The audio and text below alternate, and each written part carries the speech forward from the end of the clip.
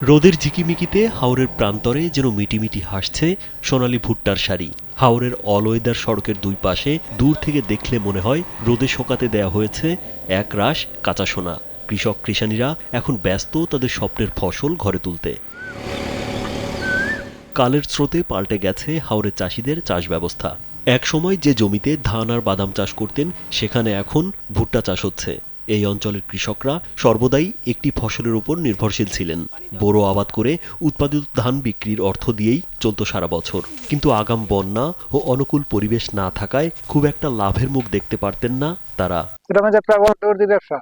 আর ধানের মাঝে মনে হয় 50,000 টাকা খরচ করলে বড় জোর 15,000 টাকার ব্যবসা হয়েছে। কিন্তু ভুট্টার মাঝে ব্যবসা হয়েছে। তবে বর্তমানে যখন দেশের পোল্ট্রি ও ফিড মিল খাতে ভুট্টার চাহিদা বেড়েছে তখন তারা ধান ছেড়ে শুরু করেছেন ভুট্টার চাষ।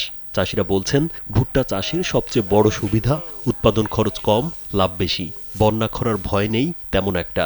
বর্ষা শুরুর আগেই ফসল ঘরে তোলা যায়। যখন শুরু হইব তখন প্রতিদিন 500 মন 600 মন আমরাই বানাইতে পারি। আমাদের এটা করে অভ্যাস, এই জন্য করি। দীর্ঘ 10 বছর যাবৎ ব্যবসা করতেছি, ব্যবসার সাথে জড়িত। কৃষি বিভাগের তথ্য মতে এ বছর কিশোরগঞ্জে 12,210 হেক্টর জমিতে ভুট্টার আবাদ হয়েছে। খরচ কম ও লাভ বেশি হওয়ায় চাষিরা ধান চাষ কমিয়ে ভুট্টা আবাদে ঝুঁকছেন বলে জানান এই কৃষি কর্মকর্তা। বন্যার হাত থেকে রক্ষা পাওয়ার বা রিস্ক থেকে মুক্ত পাওয়ার জন্য কৃষক ভুট্টার দিকে ঝুঁকতেছে, এটি একটি কারণ।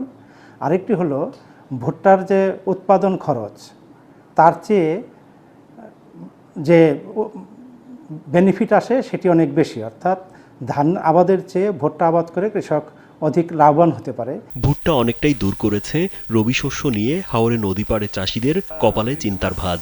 উকি দিচ্ছে সম্ভাবনার নতুন ভোর। তবে বাজারজাতকরণে কৃষকের স্বার্থ নিশ্চিতের তাগিদ তাদের। তাহলেই ভুট্টা হয়ে উঠবে এক জীবন্ত স্বপ্ন। রাজীব বিশ্বাস, কালবেলা।